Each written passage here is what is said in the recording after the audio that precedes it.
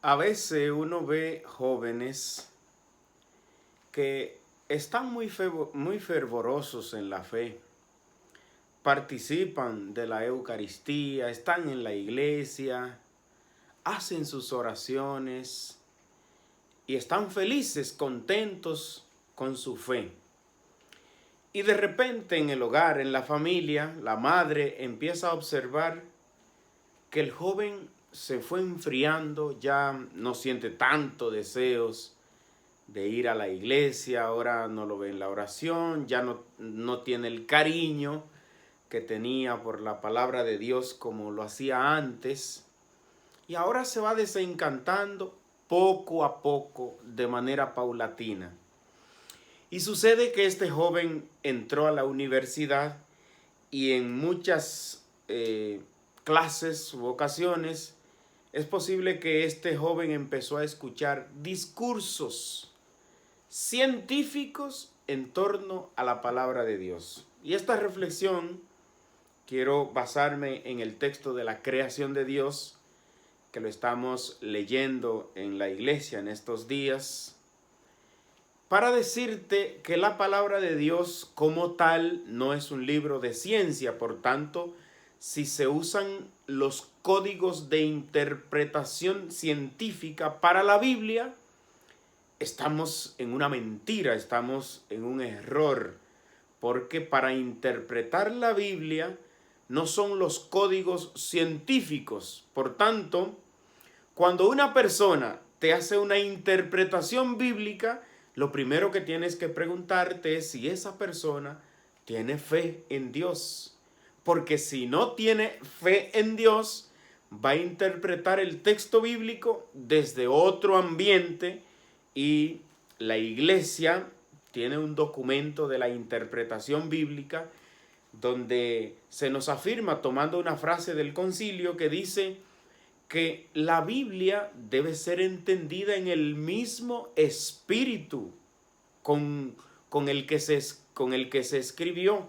Por tanto, si los textos bíblicos han sido escritos bajo la inspiración del Espíritu Santo, ahora no se puede tomar un parámetro científico para buscar una solución o una interpretación al texto de la creación del libro del Génesis, por ejemplo. Y hay muchas personas que agarran grupo de jóvenes estudiantes y están en un ambiente de ciencia y a veces quieren ridiculizar, quieren hacer chistes o hacer una interpretación errónea con la palabra de Dios, como si esto fuera un texto de ciencia. Y es totalmente error en este sentido. Y repito, hay muchos jóvenes que luego dejan de creer y dicen, no, fue que me explicaron otra cosa. Entonces, para mí que la palabra de Dios ahora no tiene el peso que tenía antes.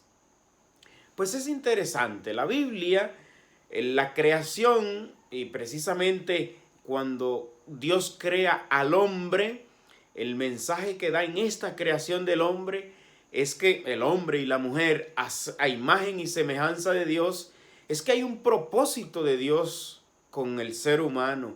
Es que hay un propósito de Dios de que el ser humano entre en contacto con Dios, con la creación y con Dios, dominando la misma creación que Dios le ha entregado al ser humano. Entonces, la Biblia nos dice que fuimos creados por Dios. Fuimos creados por Dios. La ciencia nos va a decir muchas cosas sobre el cómo surgen las cosas, los métodos científicos. Bueno, pues cuando se redactaron estos textos bíblicos, tal vez ese no era un problema en el momento tampoco en el que se escribió.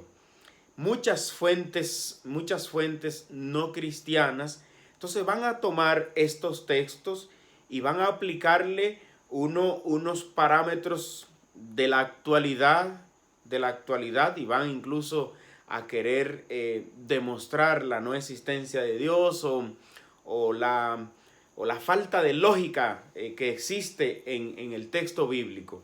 Sin embargo, aquí en la Biblia está el dato genuino de que toda la creación tiene un creador. y que nosotros como creados por Dios también tenemos un creador.